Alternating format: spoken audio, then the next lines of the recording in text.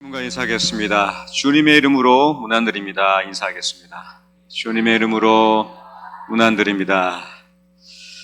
수요예배 오신 모든 성도님들을 주님의 이름으로 문안드립니다. 서울에서 오신 우리 권사님, 장로님 문안드립니다. 고생하셨습니다. 내일 추석 연휴가 시작됩니다. 오늘부터 추석 기분이 많이 나셨을 텐데 긴 연휴 기간 동안 또 하나님의 무난하심이 여러분의 각 가정에 가득하시기를 축원드립니다. 대명교회는 올 상반기부터 9월까지 쉴 새 없이 달려오고 있습니다. 학예 수련회가 잘 마쳤고 또 지난 주일날 바자회가 또 은혜롭게 예상 시간보다 2시간 일찍 품절되면서 잘 마쳤습니다. 여전도 연합회 수고하신 모든 분들께 감사를 드리고 참여하신 모든 성도님들께도 감사를 드립니다. 그리고 이제 저희가 절기 예배가 앞두고 있습니다. 추수감사절과 종교개혁 기념주일, 그리고 11월 말부터는 대림절이 시작되고 이제 12월에 성탄절이 지나면 성구영신 예배와 함께 2024년 새해가 시작됩니다. 아마 시간이 순삭 굉장히 빨리 흘러갈 것 같습니다. 이처럼 우리 대명교회가 또 올해에도 하나님의 은혜 속에 잘 걸어가고 있었지만 우리 교회는 또 상반기에 아픈 소식과 함께 또 교회는 어려움 가운데에 있기도 했습니다. 담임 목사님의 투병 소식과 또 여러 환우분들의 여러 질병 속에 우리는 함께 기도하고 또 분투하며 힘을 내고 있었습니다. 저는 디도서를 수요예배를 담임 목사님의 공백을 메꾸기 위해 목사님께서 3개월 뒤에 돌아오시겠다는 그 말을 첫석까지 믿고 어떤 말씀을 전할까 3개월짜리를 찾아봤습니다. 긴데 짧은데 그런데 디도서가 딱 맞는 거예요. 제가 나름 6, 7, 8 몇 주 격주로 돌아가니까 해보니까 나오는 겁니다. 그래서 이거다.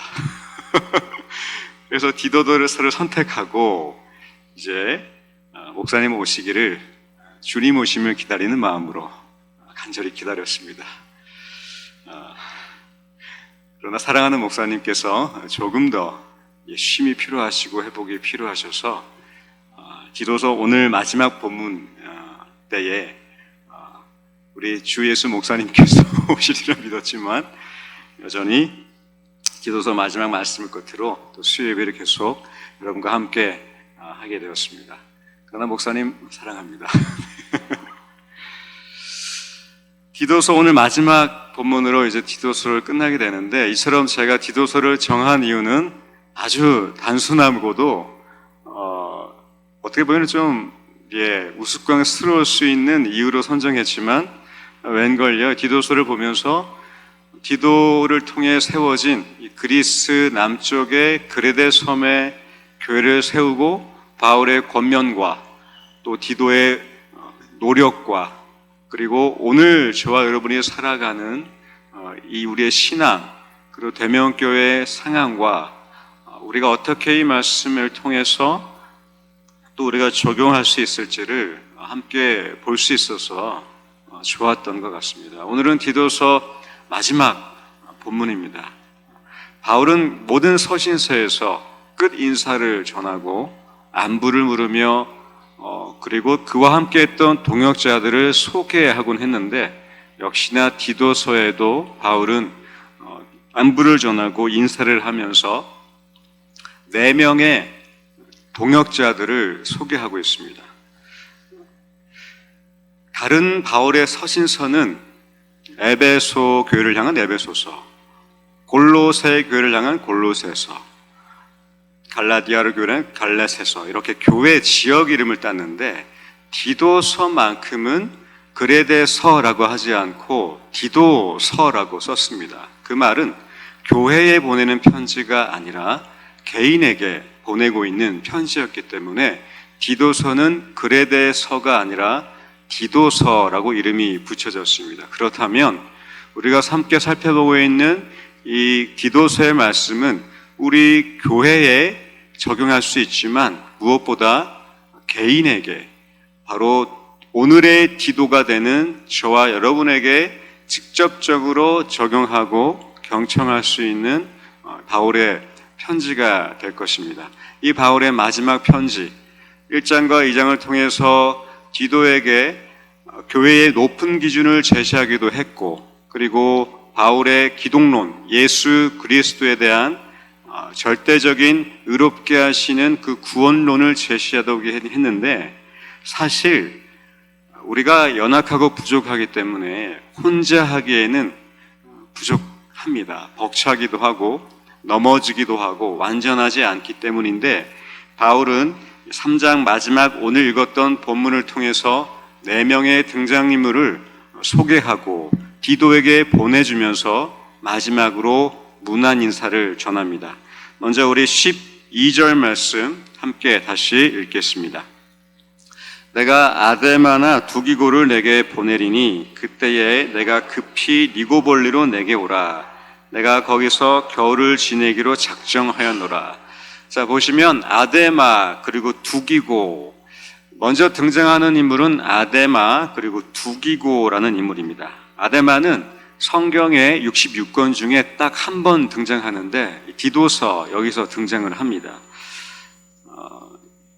아데마는 니고볼리에서, 그러니까 바울이 디도를 니고볼리라는 지역으로 부르는데, 그렇게 되면 그레데 교회의 지도자가 공석이 되니까 이 아데마와 두기고 이 2명을 보내고 있는데, 그 중에 한 명이 아데마. 이 사람은 바울의 동역자이며 복음 전도자로 소개됩니다.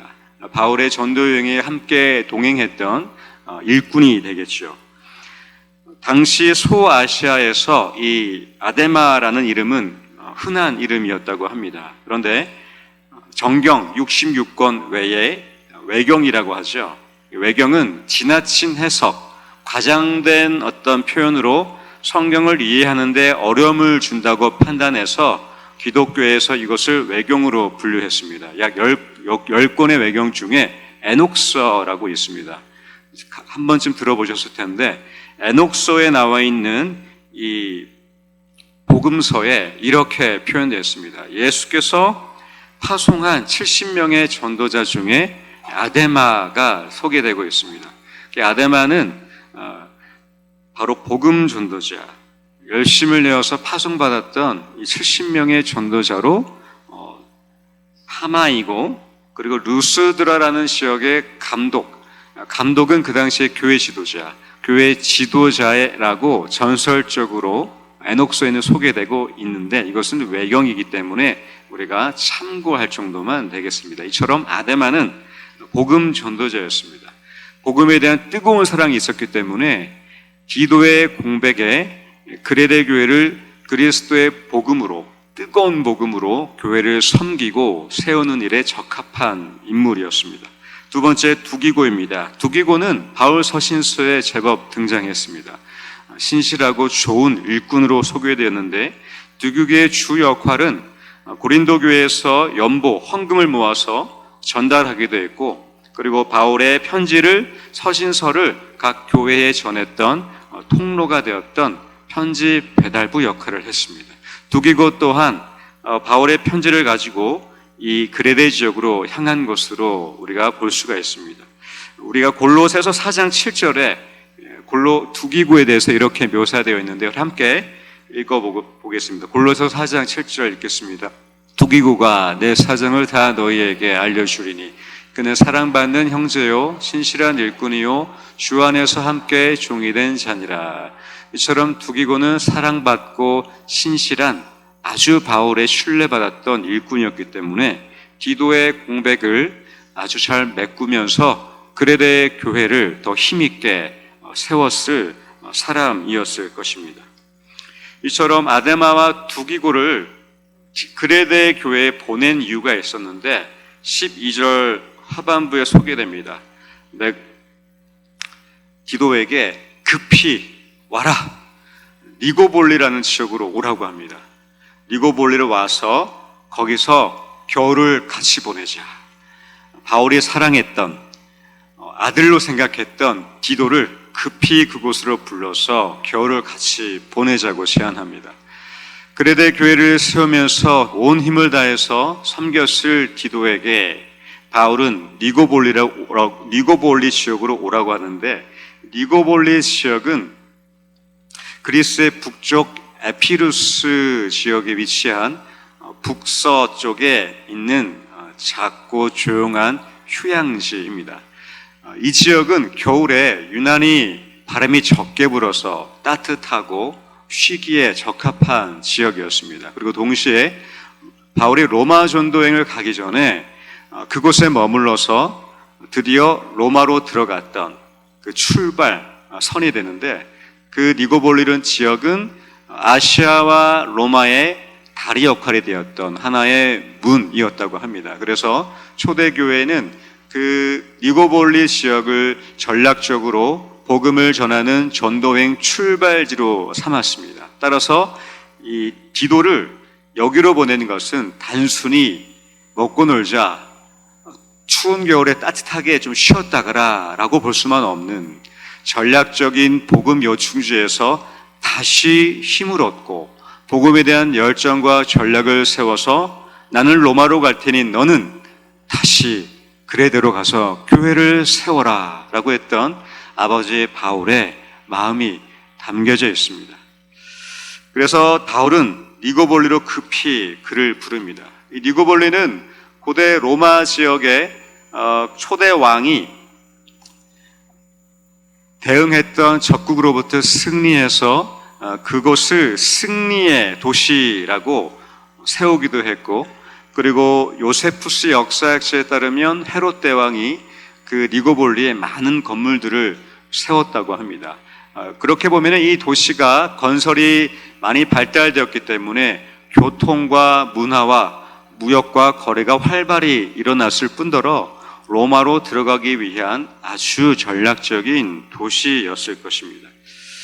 그래서 이 추운 겨울에 디도를 그레데로부터 니고볼리로 불러서 바울은 다시 복음 전도 여행을 앞둔 그 바울이 디도와 함께 분명한 것은 기도하고 다시 복음을 위해 재정비하며 그에게 쉼을 주고 재충전하는 시간을 가졌을 것입니다. 13절 말씀 이어서 읽겠습니다. 율법교사 세나와 및 아볼로를 급히 먼저 보내어 그들로 부족함이 없게 하고, 이어서 등장하는 인물은 세나와 아볼로입니다. 아볼로는 그렇죠, 사도행전에도 등장하기도 하고 아굴라와 브리스길라 이 부부를 섬겼던 아주 유명한 구약 박사였습니다. 오늘날에 의하면 신학교 구약 박사가 되겠습니다. 자, 그렇다면 세나는 누굴까요? 율법교사라고 되어 있는데, 율법교사를 복음서의 율법교사를 비유하면 아주 율법에 능통한 서기관이 됩니다. 그런데 이 헬라어 율법교사 표현을 원어를 보니까 로마법에 능통한 법학자 이렇게 뜻이 적용이 되기도 합니다. 그러니까 이 세나는 단순히 율법에 능통한 학자일 뿐만 아니라 로마 법에 아주 능통했던 법 전문가였습니다. 그래서 바울이 로마의 전도행을 하기 위해 아주 필요했던 그의 좋은 일꾼이었습니다. 이 세나와 아볼로를 급히 먼저 보내라, 이 말씀은 세나와 아볼로가 그레데에 있었다는 거죠. 그레데에 있었던 이 세나와 아볼로를 급히 먼저 다른 곳으로 보내고 그들이 부족함 없도록 도와라라고 하고 있습니다. 이 아볼로를 좀 더 말씀드리면, 이 아볼로는 구약에 능통한 알렉산드리아 출신의 유대인이었습니다. 율법에 정말 능통했다고 합니다. 그래서 루터, 종교개혁가 마틴 루터는 이 아볼로가 히브리서의 기자일 것이다 라고 추측합니다. 왜냐하면 히브리서에는 구약의 모든 율법이 녹아져 있고 그것을 예수 그리스도로 풀어내고 있기 때문입니다. 실제로 아볼로는 브리스길라와 아굴라를 그 집으로 초대한 후에 그 구약의 모든 메시아를 예수 그리스도로 연결하면서 거기에 모인 사람들에게 구약의 그가 바로 오셨던 예수 그리스도다라고 연결시키며 바로 그 높은 신학의 학문적 지식과 신앙으로 예수님을 그들에게 소개해 줬던 구약과 신약을 연결시킨 능통한 학자였습니다. 이렇게 아볼로가 이 그레데 교회까지 영향이 끼쳐져 있었다는 것이죠. 그만큼 초대교회가 세워질 때에 구약과 율법에 익숙했던 그 유대인 그리스도인 그리고 유대인들을 향해서 이 아볼로는 아주 전략적으로 예수님을 소개했던 바울의 충실한 일꾼이었습니다.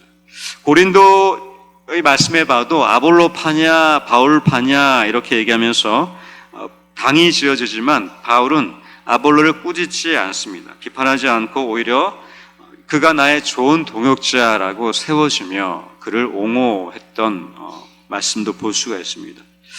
이렇게 바울은 아볼로를 세우고 이 아볼로가 실제로 약 주후 63년경에 그레데 쪽에 있었다고 합니다. 그 그레데에 있었던 아볼로를 이제 디도에게 먼저 보내라라고 얘기하고 있습니다.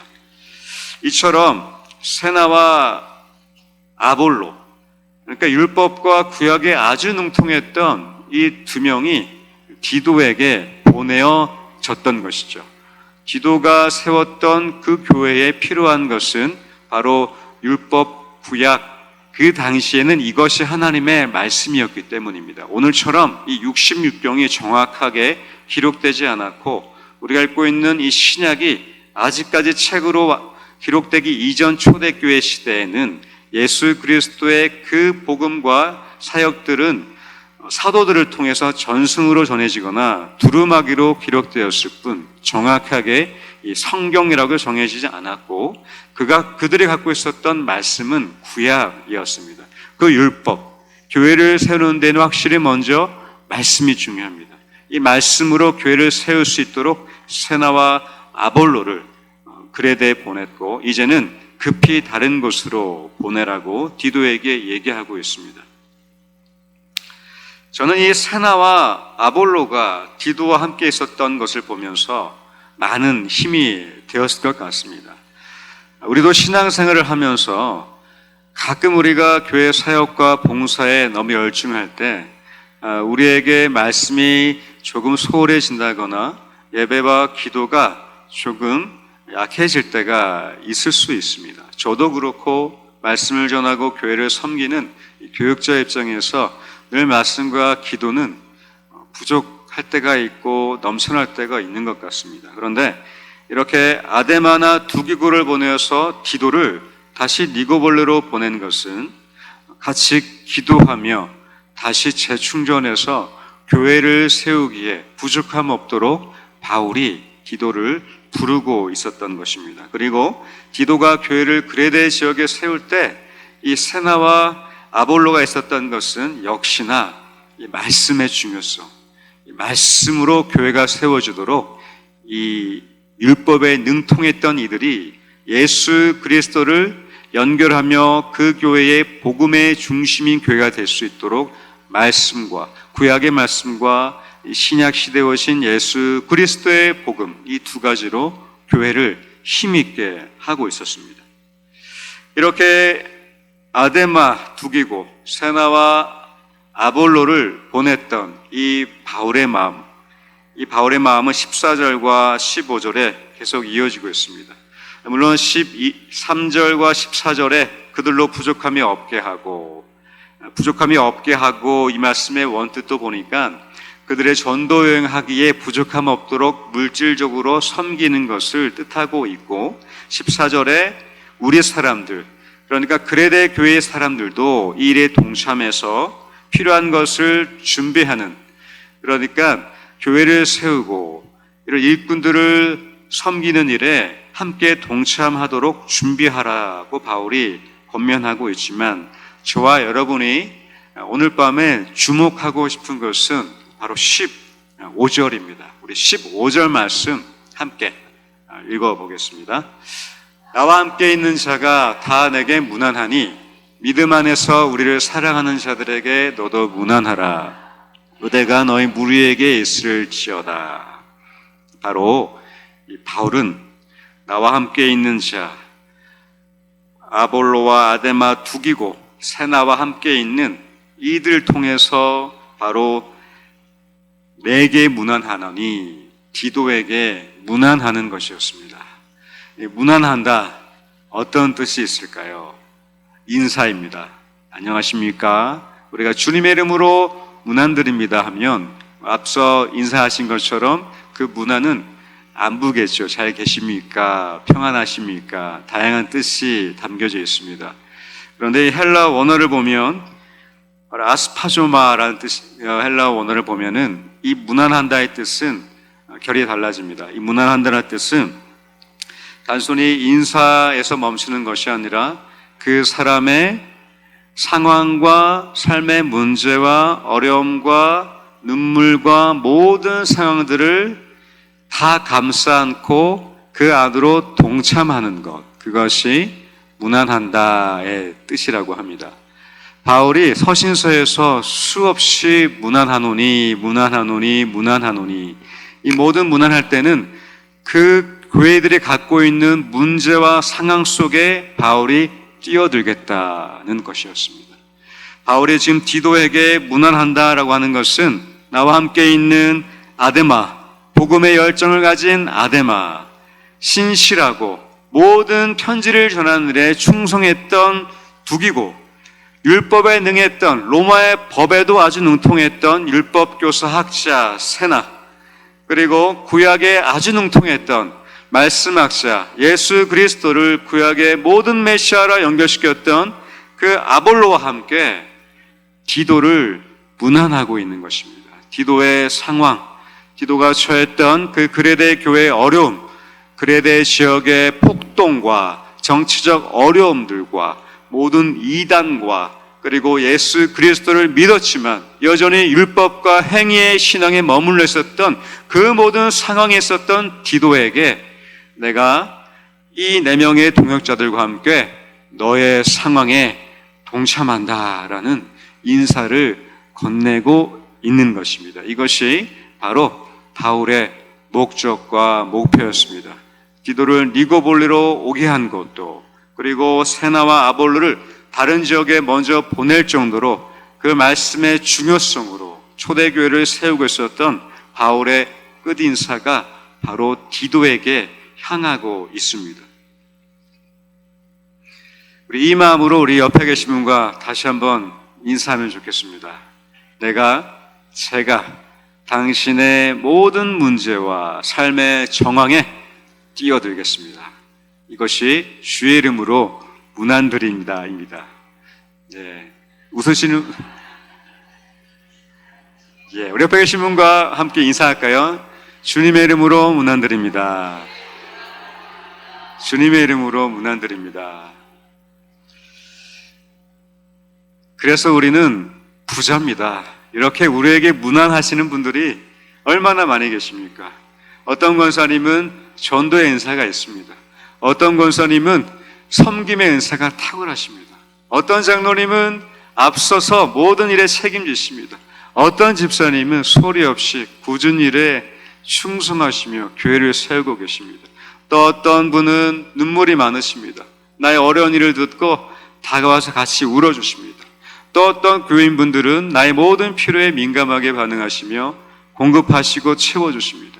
또 어떤 분들은 나를 정신이 번쩍 들도록 훈계하기도 합니다. 또 어떤 분들은 말씀 보자고, 이 말씀만 집중하자고 힘들고 어려운 상황 속에 말씀 한 구절 건네주십니다. 또 어떤 분들은 웃게 해주십니다. 또 어떤 분들은 우리를 즐겁게 해주십니다. 그래서 우리 대면교회 오신 모든 분들은 하나님이 보내신 이 4명의 동역자뿐만 아니라 우리 교인들이 약 500명, 600명 되시죠. 이 몇백 명의 동역자들과 함께 바로 저와 여러분을 하나님이 무난하고 계십니다. 이것이 저희를 대면교회로 보내신 하나님의 문안 인사임을 저는 믿습니다. 바로 여러분의 삶 깊숙이 들어가셔서 이 모든 하나님의 교인들과 함께 우리의 삶을 문안하시고 인사를 건네시며 우리의 존재와 가치를 그대로 받아주시고 있는 모습 그대로 품으시면서 우리에게 힘 주시고 우리를 힘있게 하시고 그리고 우리의 삶의 모든 문제 안에 함께 하시는 그 하나님의 인사가 이 디도서 말씀을 통해서 오늘을 살아가는 오늘의 디도 같은 저와 여러분에게 하나님이 문안하고 계십니다. 우리 다시 한번 옆에 계신 분과 인사했으면 좋겠습니다. 주님의 이름으로 문안드립니다. 주님의 이름으로 문안드립니다. 이 문안한다, 영육간의 모든 상황을 살핀다, 이 인사가 이 밤에 여러분의 삶의 그 모든 곳곳 더 깊이 닿았으면 좋겠습니다. 하나님의 문안 인사가 저와 여러분을 통해서 옆에 앉으신 분들을 통해서 우리의 마음속 깊이 닿게 되는 오늘 밤이 되었으면 좋겠습니다. 그래서 오늘 바울이 이 디도서 마지막 본문을 통해서 오늘을 살아가는 우리들에게 저와 여러분에게 격려하리라 믿습니다. 힘주리라 믿습니다. 든든하게 이러한 대명의 많은 동역자들과 함께 우리가 교회를 세워나가고 절기를 맞이하고 환우분들과 목사님의 투병 가운데에 우리가 계속해서 문안하며 힘써 교회를 세워가시는 이 대명교회의 디도 되시기를 주님의 이름으로 축원드립니다. 그리고 내일부터 시작되는 추석 연휴를 통해서도 여러분의 이 마음으로 자녀분들과 친지분들과 부모님들에게 문안하시며 영육간의 상황을 살피시며 그렇게 하나님의 편지를 건네시기를 주님의 이름으로 축원드립니다. 함께 기도하겠습니다.